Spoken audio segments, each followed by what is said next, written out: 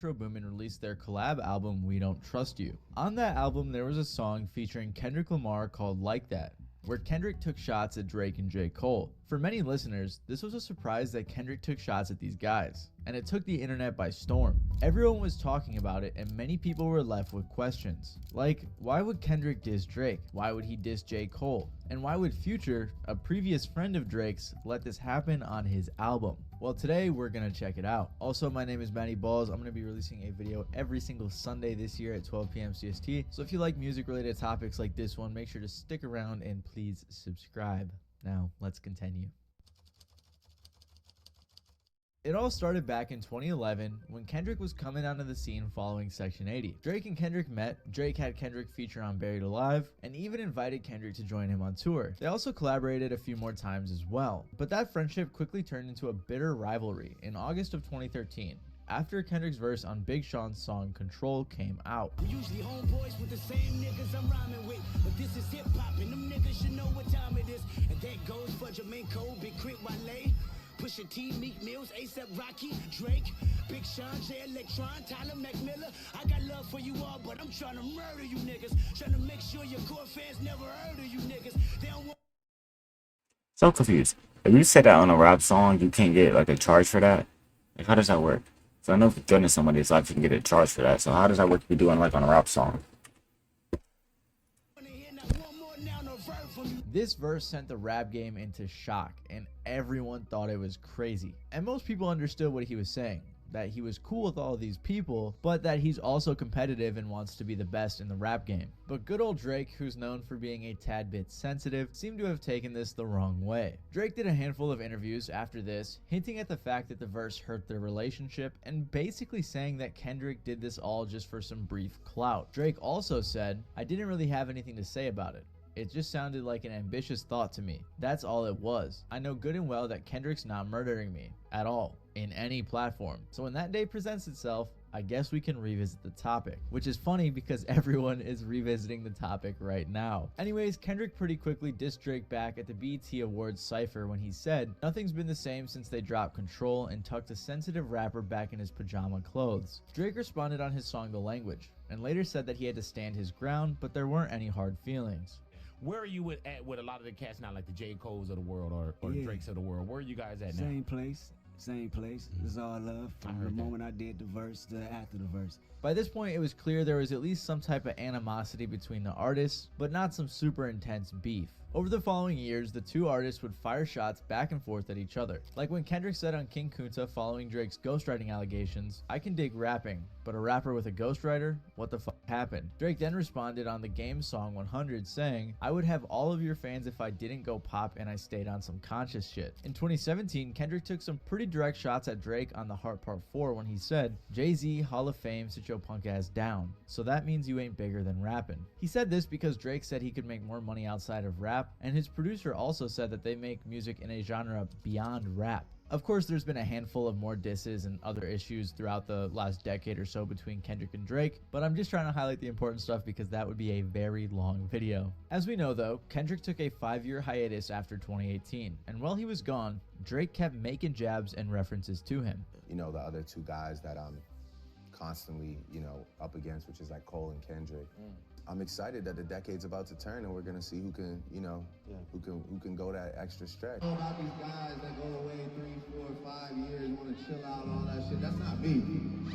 Drake even took a super direct shot when he said, "Fake woke, fake deep, you ain't no fame before me. Give your ass a little sneak peek, now you gotta take a back seat." But Kendrick could not keep letting this slide. When Kendrick came back, he released an introspective album and collabed with Baby Keem a few times, but his priority clearly wasn't Drake, other than the "smoking on your top 5" line in Family Ties. But after a while, it seems like Kendrick was fed up with Drake running his mouth, making jabs and subliminals on every other album he released. The stream's going good, yeah. It's going good. You think he thinks Drake is up there with him? No! Okay. That's what I was. No! Hell no! Kendrick knew Drake wasn't better than him, and he wanted to make sure Drake knew that too. All of this led to March 22nd of 2024, when Future, Metro Boomin, and Kendrick Lamar released the track Like That. When people were listening through Future and Metro Boomin's collab album We Don't Trust You, they quickly noticed that Kendrick's feature on the song Like That was targeted at Drake. At first, his verse doesn't seem particularly targeted at anyone until he says, F sneak dissin', first person shooter, I hope they came with 3 switches. He continues later on saying, motherfuck the big 3, it's just big me. I'm really like that and your best work is a light pack. Prince outlive Mike Jack. For all your dogs getting buried, that's a... Why don't you get custom graphic stuff like a banner, overlay, intro? Cause I don't know how to do all that type of stuff. That's the only reason why I don't know how to do all that. If I did, I'd do it, but I don't know how to do all that. K with all these 9s, he gonna see Pet Cemetery. This is a pretty obvious reference to Drake and J. Cole's song First Person Shooter, where repeatedly on the song Drake and J. Cole talk about how they are the best. But there's also a line from Cole on First Person Shooter where he says, love when they argue the hardest MC. Is it K. Dot? Is it Aubrey or me? We the big 3 like we started a league. Drake, J. Cole, and Kendrick have always been viewed as the big 3 of hip hop in the last decade and a half, but Kendrick came out saying that he's the best. Kendrick also views some of the lines from First Person Shooter as sneak disses, such as who the goat, who you bitches really rooting for, like a kid that act bad from January to November, it's just you and Cole. So while J. Cole named all 3 artists in the big 3, Drake only named himself and Cole, leaving Kendrick out of the equation. Not only that, but Kendrick targets Drake in particular, saying that Drake's best work is a light pack, then compares him and Drake to Michael. I'm down for that, but if it costs, though, I'm good. Then I'm not paying for nothing. But if you can do it for free, I appreciate you. Jackson and Prince, since on First Person Shooter, Drake pointed out how he tied up Michael Jackson for #1 songs. Prince outlived Mike Jack, which damn is a cold bar. Not only because you're literally talking about how long both of them lived on this planet, but obviously Kendrick is getting a bit conceptual here and making a comparison. You're pop, you're mainstream, you're lowest common denominator, you are agreeable. Me, I'm Prince. I'm the experimenter. I'm the innovator. I'm the one who's daring. I am the mold that other people are copying. I'm the one who's ahead of the curve. Then Kendrick directly references Drake's album For All the Dogs, saying they are getting buried like the Stephen King book Pet Cemetery. With The free, so it's not for the free then? No, I'm good then, gang. Appreciate it. I'm good. shots this direct taken at Drake, the rest of the verse makes a lot more sense when Kendrick says lines like, these people talking out of their necks, say it's a lot of goofies with a check, and people clicking up but cannot be legit. Even lines like DOT, the money, power, respect, the last one is better, can be interpreted in a way that shows Kendrick elevating himself above Drake. Because Kendrick has that respect from OG rappers, from pure rap fans, from the guy. What's your budget for the logo banner, bro? I have no money at all, bro. So, no. I get you trying to make a money game, but no, I'm broke student, bro. I have no money at all. So, don't know what to tell you. Guys who really love the art that Drake never really had, or never really has gotten. Now, Drake has gotten respect from the OGs and the pure rap fans, like he has. Don't get me wrong. But he didn't get it right away like Kendrick did. Kendrick came in and everyone was like, okay, this is the guy. So we understand why Kendrick went after Drake. It's fairly public knowledge that him and Drake haven't been big fans of each other. But why would he go after Cole? Many people think that J. Cole was caught in the crossfire of the diss. But J. Cole and Kendrick have actually been throwing subliminals at each other for a while now. Rap is a very competitive genre, and it's no secret that real lyricists want to be the best there is. And despite Cole and Kendrick being good friends years ago, there seems to have been some type of animosity between the two artists over the past decade or so. Similar to Kendrick and Drake, Kendrick and Cole used to be good friends in the early 2010s. When J. Cole met Kendrick, he immediately knew he was talented and wanted to sign him. Cole was sending him beats, they collabed here and there, and we're even talking about making a collab album. This is something that never happened, and many fans speculated up until recently that this collab album would come out. But their friendship, similar to Drake and Kendrick, would turn into more of a rivalry with Kendrick's Control verse in 2013. Like I said earlier, he mentioned Cole, but again, he also said that he has love for all these artists. J. Cole has made it very clear that he is a competitive artist, and that he sees artists like Kendrick and Drake as his competitors. He even hinted at the fact that it may have, in the past, affected their relationships. Because I think I was so competitive. I don't know how they would feel. You have to talk to them. But I know for myself, I was so competitive early on that, like, even though we were all friends, I would say we were all friends and friendly. Like, I wasn't, I've never been a reach out, you know what I mean? Like, I never been a I never been that person. So it's very likely that this control verse sparked a flame in Cole. Not only that, but Kendrick began winning multiple awards like BETs and Grammys over Cole, along with lists like MTV's Hottest MC list where Kendrick got #1 and Cole didn't even make it. These things probably led J. Cole to feel like he was left out of the conversation, and possibly even had him feeling some type of Boy, dude, freeform dress is going crazy. He got one sticking up right here, one doing this, like his dress up on gang signs or something like that.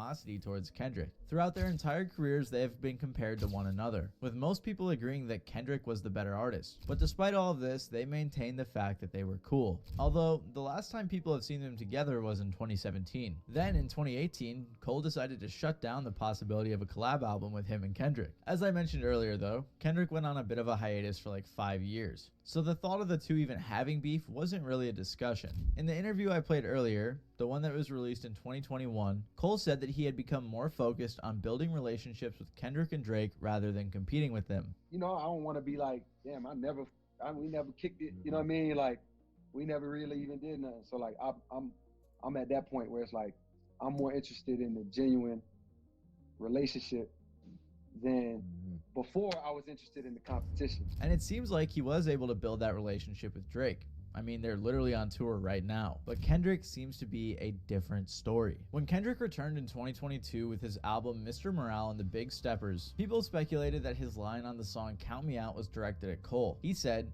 "Ain't nobody but the mirror looking for the fall off." And many people know that J. Cole's final album is supposed to be called The Fall Off. A handful of fans have also speculated that Cole's been sending subliminals to Kendrick as well, especially on his song with Benny the Butcher called Johnny P's Caddy. On the song, he said things like, "I put your favorite rapper neck in a noose, never letting them loose. I'm probably gonna go to hell if I ask Jesus for a feature. Some see the glass as empty, I see a glass full of ether. Collecting his bread in mass like he a Catholic preacher." Some speculated that these lines were targeted at Benny himself, but Benny said he didn't think so. He thought they were meant for someone else. That on my record, so people ask me about that, but we've been debating about that, man. Like, he was talking to somebody, man. If you ask me, he was talking to somebody. Yeah, I saw folks. I saw folks saying they felt like he might have been taking shots at you on his own record. I was like, nah. This led a few people to think he was talking about Kendrick because of the religious imagery in his Humble video. Also, Cole said at the end of the song, "On God, the best rapper alive. Headshot, now go and ask the best rappers that died. They tell you he never lied." This seems like it could be a reference to when Kendrick said he's the best alive. So great that he died. Some also interpreted his verse on The Secret Recipe by Yachty to have shots at Kendrick too, because of lines like, "People fake progressive and woke, I started saying less. I had to stop it, peeped how they profit off of racial stress. Studio steppers moving extra on songs, fake and rep." This seems like even more of a Kendrick diss when you think about the fact that Drake called him fake woke as well. With all of this in mind, First Person Shooter may contain more Kendrick sneak disses from Cole than many thought. Cole said, "A lot of people debate my numeral. Not the 3, not the 2, I'm the UNO." He also said, "We the big 3 like we started a league, but right now I feel like Muhammad Ali." And Muhammad Ali was nicknamed the greatest. So here Cole is in this song saying that while these other guys are good, he is still the best. And while many people thought that Cole was just caught in the crossfire between Drake and Kendrick's beef, it seems that Kendrick was a bit more intentional with his diss. Even Kendrick's line, "If you walk around with that stick, it ain't Andre 3K, can be interpreted as a diss on Cole since he has a song called Stick where he talks about keeping one with him. Even though Kendrick mostly went after Drake on Like That, it seems that he wanted Cole to know that he was the best. This is why Kendrick chose to respond to First Person Shooter, rather than just dissing Drake like he has been throughout his career. Also, I gotta give a huge shout out to What's the Dirt, because he made a really good video on Cole and Kendrick's subliminal beef over the years and had a lot of this information and speculation. He even said that he would bet his whole channel that Kendrick would respond to First Person Shooter, and he did, which is absolutely crazy. So make sure to check out his video after this one if you want a much more in-depth breakdown on Cole and Kendrick's relationship, with even more evidence that there has been a subliminal battle going on between the two. But this leaves us with one last question. Why would Future and Metro Boomin be okay with such a direct diss on their album? Well, we've known that Metro Boomin and Drake have had a bit of a beef for a little while. It all started when Drake was left off of Metro Boomin's album Heroes and Villains back in December of 2022. Metro explained that there wasn't really room for Drake and that he liked the album how it was and couldn't find a spot for Drake on it. I was just in the studio with Drake one time because we were going to do some stuff on my album and he just wanted to hear some songs from my album. Then he heard that one and really wanted to get on it.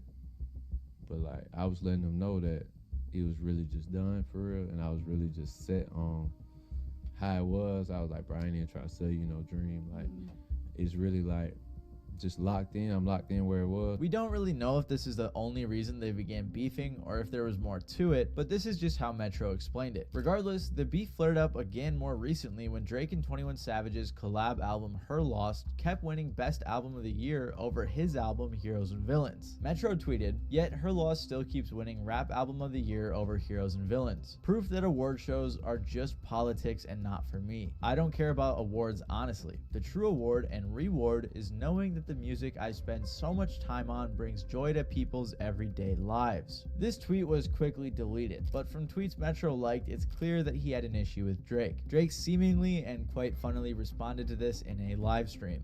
And to the rest of you, the non-believers, the underachievers, the tweet and deleters, you guys make me sick to my stomach, fam. Honestly, if you guys want to look in my eyes, you guys want to do something? That's what I thought. After this, Metro posted a meme from RDC World on his Twitter. Whoa, calm down, Jamal. Don't pull out the 9. It's just a joke. Come on. Don't shoot. Don't shoot. So this feud was brief and it's public knowledge, but no one even knew that Future and Drake were beefing until this album came out, which has left everyone wondering why. Drake and Future were great friends for years, first collaborating all the way back in 2011 on the remix of Future's song Tony Montana. Funnily enough, there was a little bit of drama with this collab, with Future being upset at Drake for not showing up to the video shoot, which is understandable. Regardless, they were able to put that aside and collabed on many more songs over the years. There was another issue in 2013 when Future said he inspired Drake's song Started From the Bottom. He was in the studio session with me, that's when I had the chosen one. And I'm like, started when you make it from the bottom, you the chosen one. So, but we was at the studio, Drake came by the studio, and I always tell my engineer, started from the bottom. So when I put the beats on, I was like, man, put the beats in. So I always say, started from the bottom. So when I say started from the bottom, he thought I was talking about a song. So when I played Chosen One, he loved the Chosen One, but he was waiting for me and Chosen One to say started from the bottom. So he said instantly, he telling me this story. He bought me a bottle of Louis XIII that I never opened up. Wow. Because of this story, and I'm like, man, I want a bottle, I need publishing. This wasn't a big deal and they were still cool despite this, but it could have been another reason that there might have been some animosity between the two. Anyways, Future and Drake continued to collaborate for years to come, with one of their most notable collaborations being the collab album What a Time to Be Alive in 2015. It's also interesting to note that this album was executively produced by Metro Boomin. They continued frequently collaborating up until 2022, when they last collabed twice on Future's album I Never Liked You. Most fans had no clue that Future and Drake had any sort of beef until We Don't Trust You came out. That's when the internet detectives got to work. Many people began to think that Future's verse on the title track was a diss about Drake. He said, "You my #1 fan, dog. Sneak dissing, I don't understand, dog. Pillow talking, acting like a fed dog. I don't need another fake friend. Can't be about a hoe cause we sharing, in your feelings why you playing." Then people began speculating that the reason they were beefing was over a girl, and even supposedly found the girl who it was. But Metro Boomin shut this down right away, saying, "Stop making stuff up for engagement and enjoy the music." But then there was also another rumor going around before the album released that Future and Metro were upset at Drake for some reason. Joe Budden said before the album came out that he sensed some tension between the two parties. And back to my Future, Metro Boomin, Drake tension. You don't think it's weird that nothing ever happened with that fucking hit smash song that Future and Drake made with Tim's? What do you mean? Nothing Wait happened? for you. It was a hit. When you say, it was a hit. When you say what? No, it was a hit. It was a smash. So what you mean? Nothing happened with it. Never heard it again.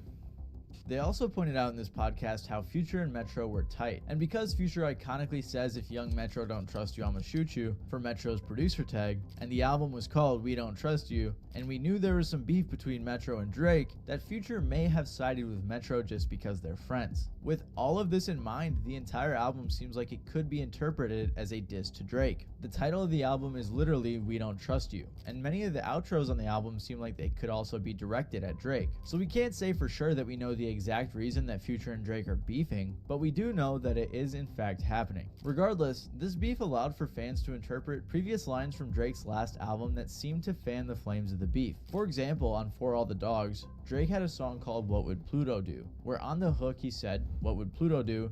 he'd F the host, so I did it. Originally, people thought this was a shout out to Future, but looking back, it might have been a diss, and it also may support the idea that they're beefing over a girl. There was even a lyric where Drake said on the song Middle of the Ocean, the lyrics begin to reveal themselves over time periods. Promise you'll get that when the sky clears. Many people again assumed that this was a reference to Future. People even went as far to say that many of the song titles were based on Drake's titles, but I think that may have been a bit of a reach. Regardless, this entire beef took the internet by storm, and it seems like Drake may have indirectly responded to the diss at a show. A lot of people ask me how I'm feeling. I'm gonna let you know how I'm feeling. Listen, I got my fucking head up high, my back straight. I'm 10 fucking toes down in Florida. Anywhere else I go, and I know that no matter what, it's not a nigga on this earth that can ever fuck with me in my life. And that's how I want you to walk out of here. Except for X. Except for X. We even saw Drake liking a post from Aiden Ross saying that Kendrick has a full diss track ready, and Drake also posted on Instagram with the caption, "They rather go to war with me than admit they are their own worst enemy." There also have been these strange billboards popping up recently saying that hip-hop is a competitive sport, and we aren't sure who is putting them up apart from Spotify, but something is coming. This entire beef has had many artists picking sides. Even Rick Ross and Nav unfollowed Drake. It seems like the entire industry is going to war, resulting in funny memes like this one. And honestly, I'm excited to see it unfold. So the only question I have left for you guys is, whose side are you picking?